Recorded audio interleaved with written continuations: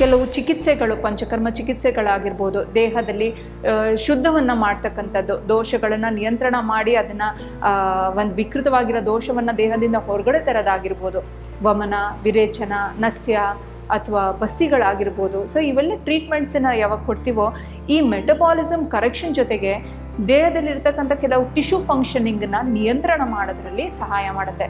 So ಈ ಚಿಕಿತ್ಸೆಗಳಾಗಿರ್ಬೋದು ಅಥವಾ ಕೆಲವು ಔಷಧಿಗಳು, ಹೊಟ್ಟೆಗೆ ತಗೊಳ್ಳುವಂಥ ಔಷಧಿಗಳು ಅಥವಾ ಮಸಾಜ್ ಮಾಡ್ಕೊಳ್ತಿರೋದಾಗಿರ್ಬೋದು, ಕೆಲವು ಯೋಗಾಸನಗಳು ಸ್ಪೆಸಿಫಿಕ್ ಆಗಿ ಈ ಒಂದು ತೊಂದರೆಗಳಿಗಾಗಿರ್ಬೋದು, ಅಥವಾ ಕೆಲವು ಸುಲಭವಾಗಿರತಕ್ಕಂಥ ಆ್ಯಕ್ಟಿವಿಟೀಸು. ಸೊ ಇವೆಲ್ಲ ಕೂಡ ನೀವು ಮಾಡಿದಾಗ ಈ ಥೈರಾಯ್ಡಿನ ಸಮಸ್ಯೆ ಕಡಿಮೆ ಆಗುತ್ತೆ.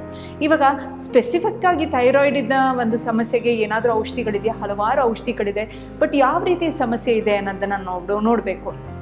ಓವರ್ ಆ್ಯಕ್ಟಿವ್ ಆಗಿದೆಯಾ ಅಥವಾ ಸ್ಲಗ್ಗಿಶ್ ಆಗಿದೆಯಾ, ಅಂಡರ್ ಆ್ಯಕ್ಟಿವ್ ಥೈರಾಯ್ಡ್ ಪ್ರಾಬ್ಲಮ್ಸ್ ಇದೆಯಾ? ಸೊ ಅದನ್ನು ನಾವು ಕ್ಯಾಟಗರೈಸ್ ಮಾಡಿ ಅದರ ಪ್ರಕಾರವಾಗಿ ಅದಕ್ಕೆ ನಾವು ಔಷಧಿಯನ್ನು ಕೊಡ್ತೀವಿ.